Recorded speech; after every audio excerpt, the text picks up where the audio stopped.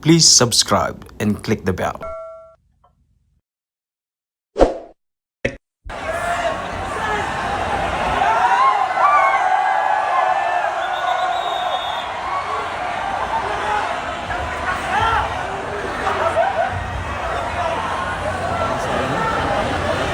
Magandang gabi po sa inyong lahat, mga mahal na kapatid. Ka-Israel, ka-Bien, ka-Ernst, ka-Arnel, lahat ng ating minamahal na kapatid. Higit sa lahat ang classmate ko mula Congress hanggang Senado. Senador Manong Dante Marcoleta.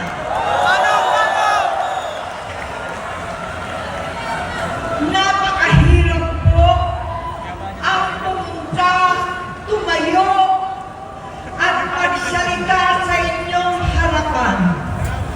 Pero noon pa man, alam ko walang madali kapag ikaw ay Marcos. Nanginginig ako at ang aking boses. Hindi dahil ako'y natatakot sa inyo, kundi dahil nalulungkot po ako. Ipagpaumanhin ninyo kung sa gitna ng magsasalita ko, ako'y hihinto, hihinga dahil sa bigat ng aking kalooban. Pero hindi yan ang dapat kong ihingi ng paumanhin. Hindi yan ang kasalanan ko sa bayan na dapat ihingi ko ng tawag. Narito po ako dahil sa tawag ng Iglesia ni Cristo para sa transparency, accountability, at hustisya. At dahil sa tawag ng sarili kong konsensya, bilang senador, bilang kapatid, bilang Pilipino. Bata pa lamang kami ni Bongbong. Alam na ng buong pamilya ang problema sa kanya.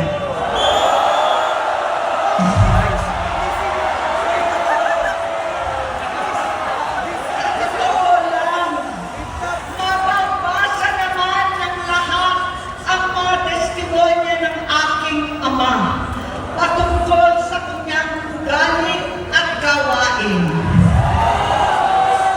Noon, dahil may tatay pa kami, hindi ko pa siya responsibilidad.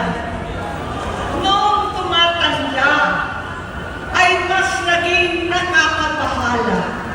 Batid ko na nagda-drug siya.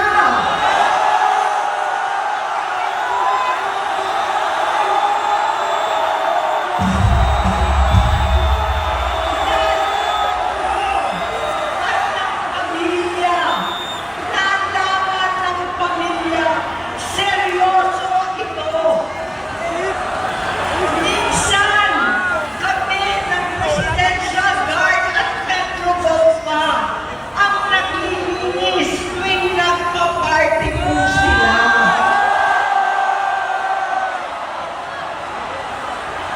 Nabuhay kaming magkakapatid sa ibang bansa. Kami-kami lang. Kinumbinsi ko pa si Bongbong. Pakasalan mo na si Lisa. Naisip ko noon, kapag nag-asawa siya, malalagay na sa tahimik at magkakaroon ng direksyon. Ang laki ng pagkakamali ko. Mas lumala ang kanyang paglulong, magkalulong sa droga.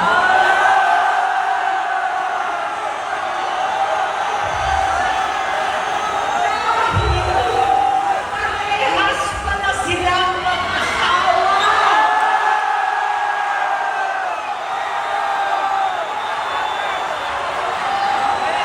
Naging gobernador siya ng Ilocos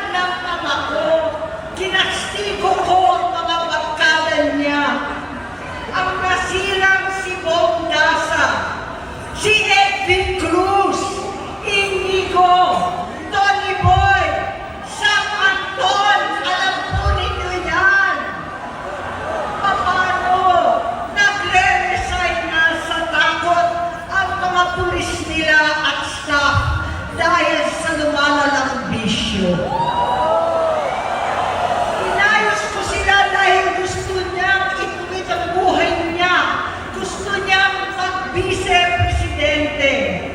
Hindi siya pinalad at lalo nagkaroon ng oras para sa bisyo. Simula noon, naging malabo sa amin ang lahat. Kaysa mag-away, bigla na lamang lumayo ang loob namin sa isa't isa.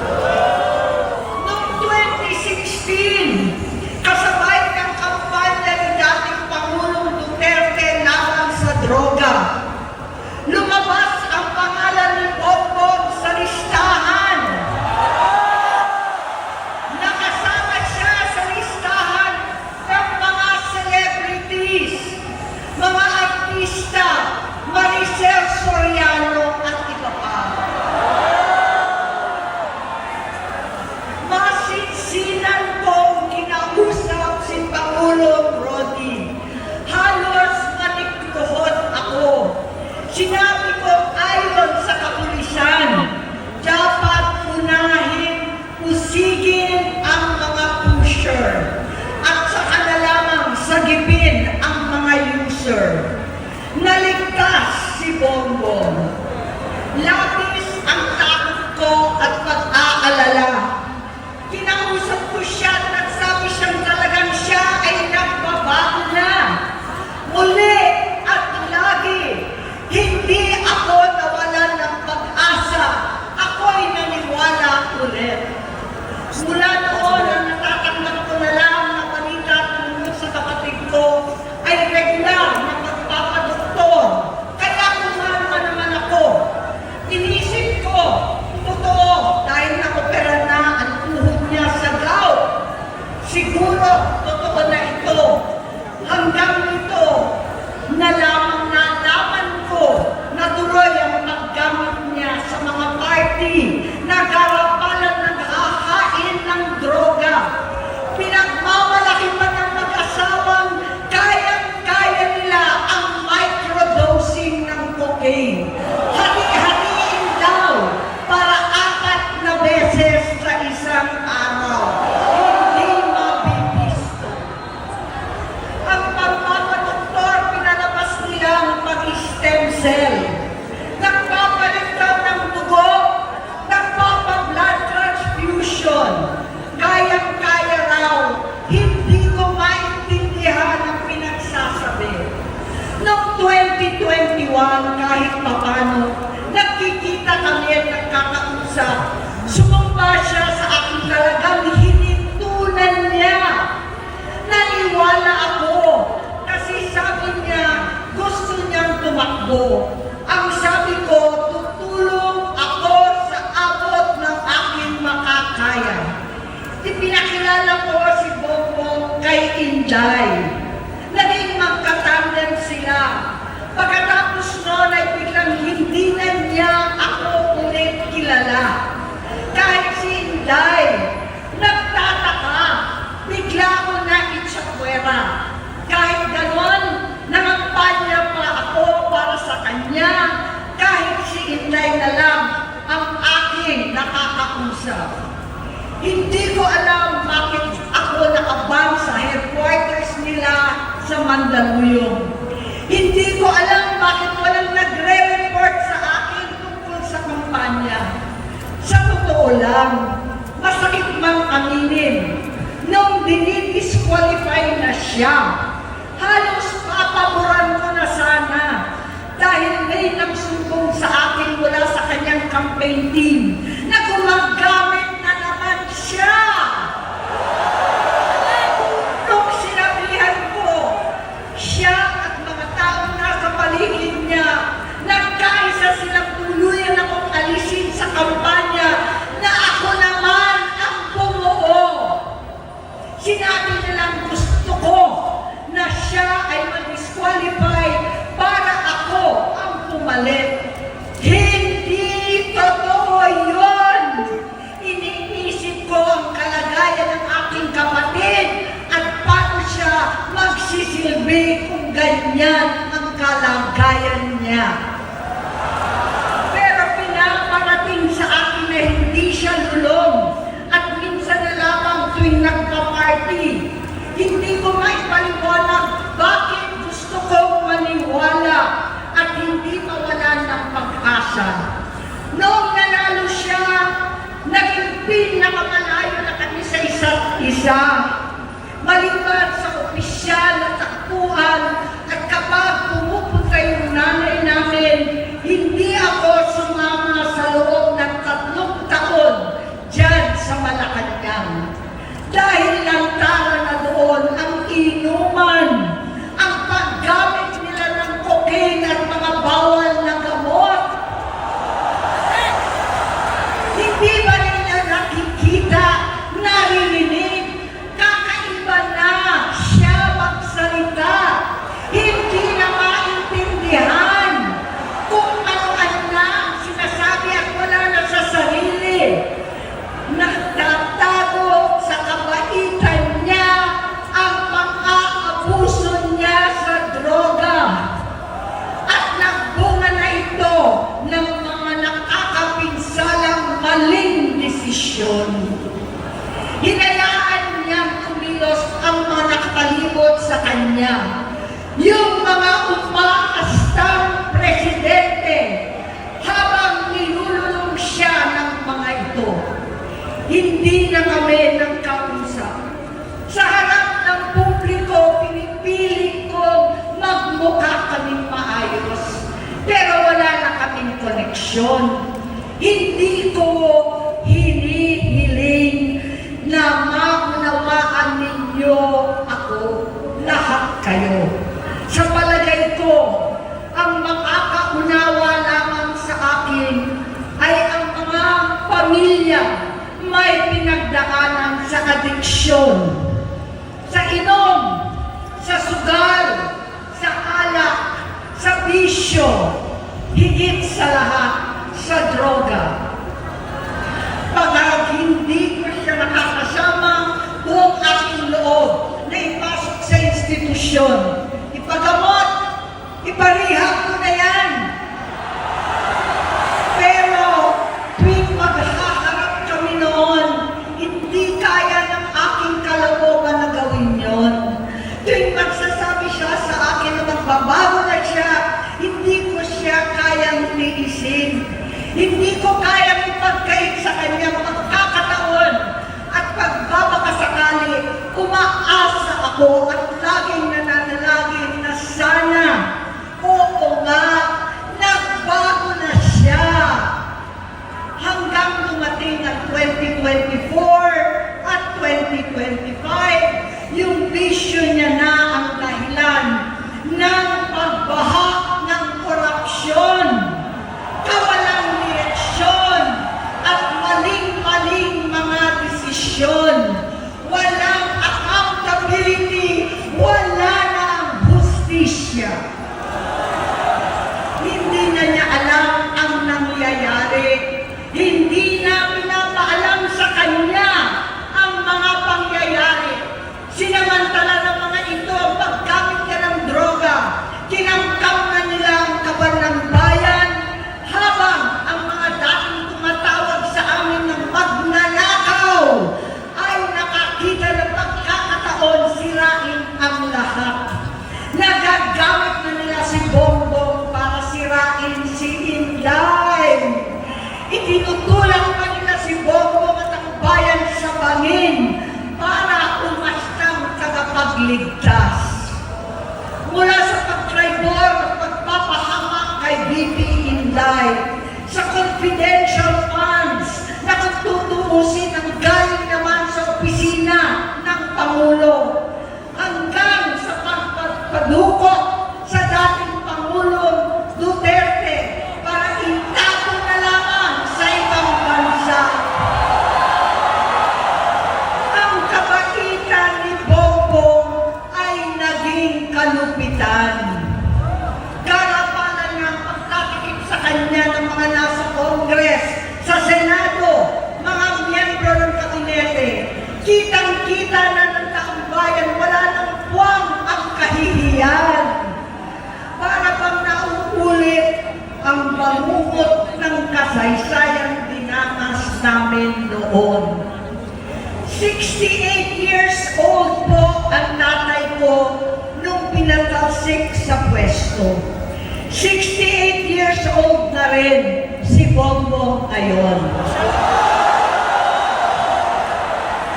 November 17 din, noong 2021, nung nakumbinsi ko si Inday na magbise kay Bongbong. November 18 po, bukas, ang ikatlong araw natin. Siyam na taon na nakakaraan, saktong November 18 pa talaga, na pinatiling ni Pangulong Duterte ang tatay ko sa libingan ng mga bayani. Halo-halo na ang aking nararamdaman, pero alam kong ito ang dulo at hangganan ng aking pagtitiis at pananahimik. Hindi na tayo mananahimik! Dahil nalaman ko pati ang mga anak niya ay nagdodroga na. Pinasusuklaman ko pa ang pag-alok ng mag-inang si Sandro ng droga ang aking mga anak at iba pang mga kamag-anak. Yan ang hindi ko na mapapalampas. Sa loob ng halos 4 na dekada, wala akong ibang pinangarap kundi maipakita sa sambayanan na hindi kami masamang tao. Hindi masama ang pamilya Marcos. Gusto kong ibangon ang dangal ng aking ama. Sa pamamagitan ng nagpagtatrabaho para sa bayan, sinikap kong maging mabuting gobernador, kinatawan, senador. Hindi ako halos nagpapahinga para makapag-iwan sana ng legasiya na kapag sinabing Marcos, nabawi na namin ang tingin sa nakaraan.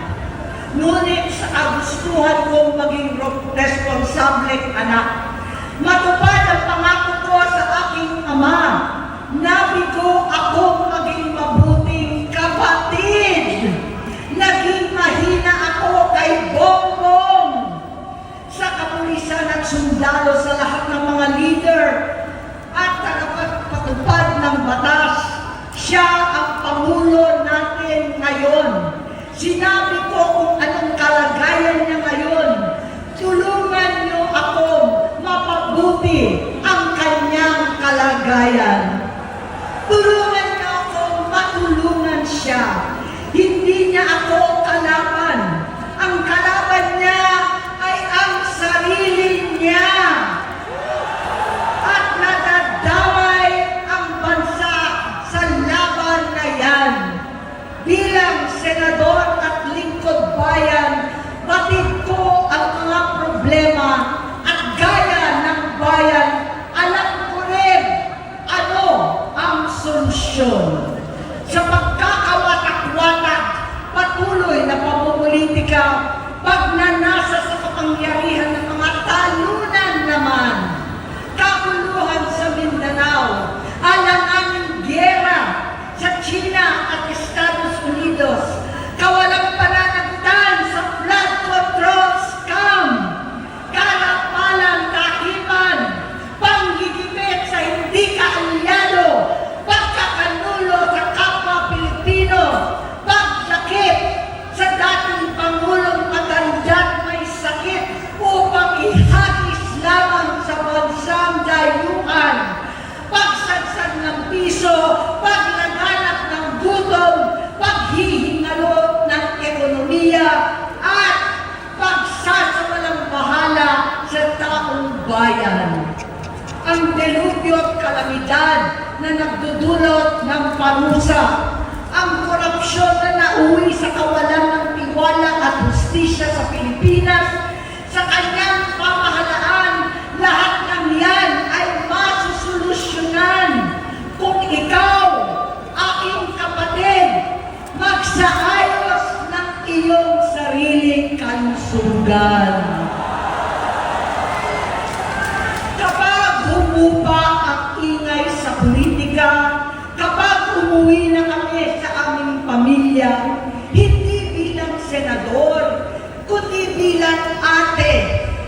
bilang si Manang ay ni Bonget, kaya ito sasabihin sa harap ng taong bayan, sa harap ninyong lahat, at sa harap ni Bongbong. Bonget, magtatatlong taon na tayong hindi nakakausap.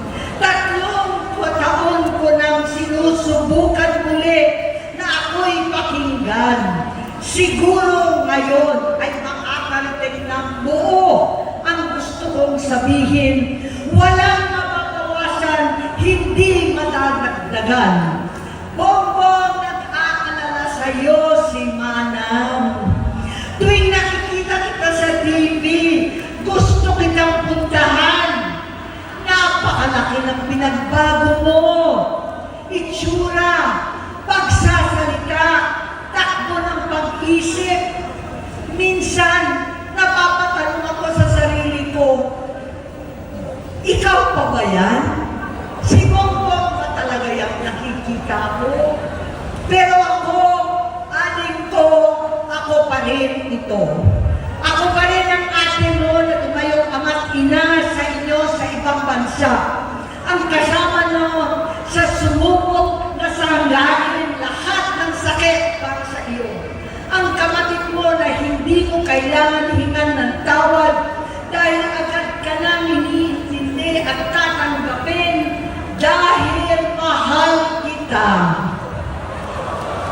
Nasa Bagong Tipan, kay Lucas, Kapitulo 17, versikulo 3 hanggang 4. Kung magkasala ang iyong kapatid, sawayin mo siya. At kung siya'y magsisi, patawarin mo siya.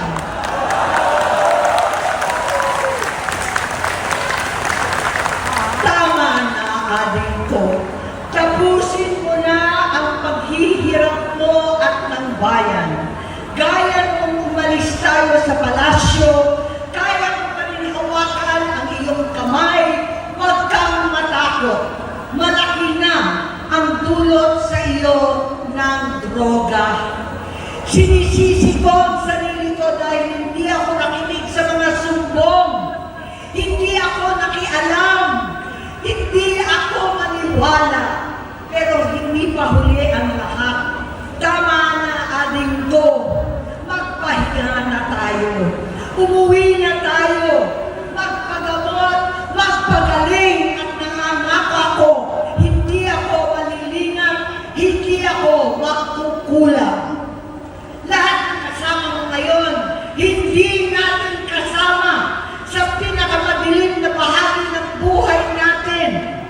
Kasama mo sila ngayon dahil nasa taas ka pa.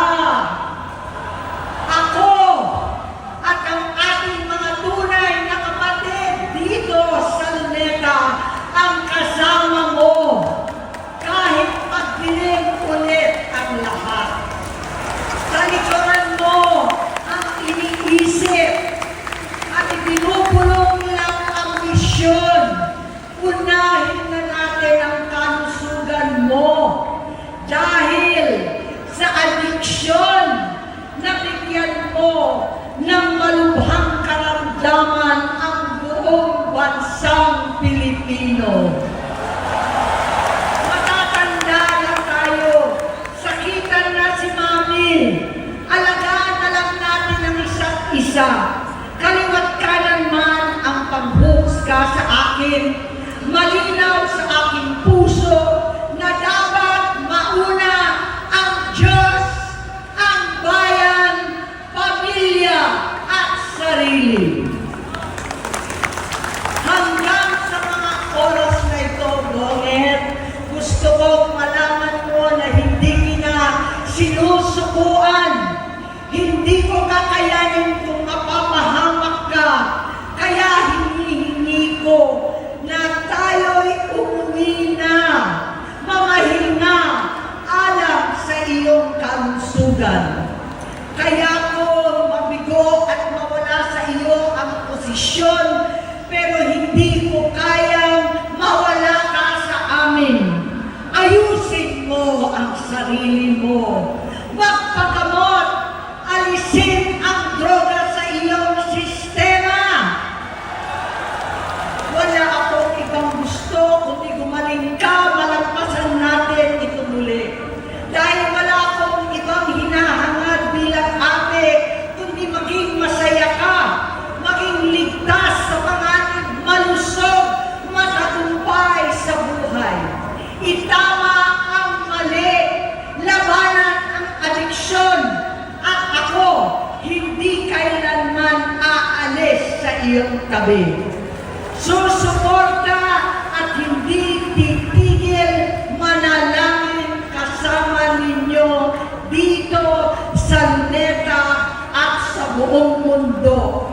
Dahil iyon naman ang tungkulin at ibig sabihin ng salitang kapatid, kapatid, mabuhay kayong kapatid. Maraming salamat po, Senator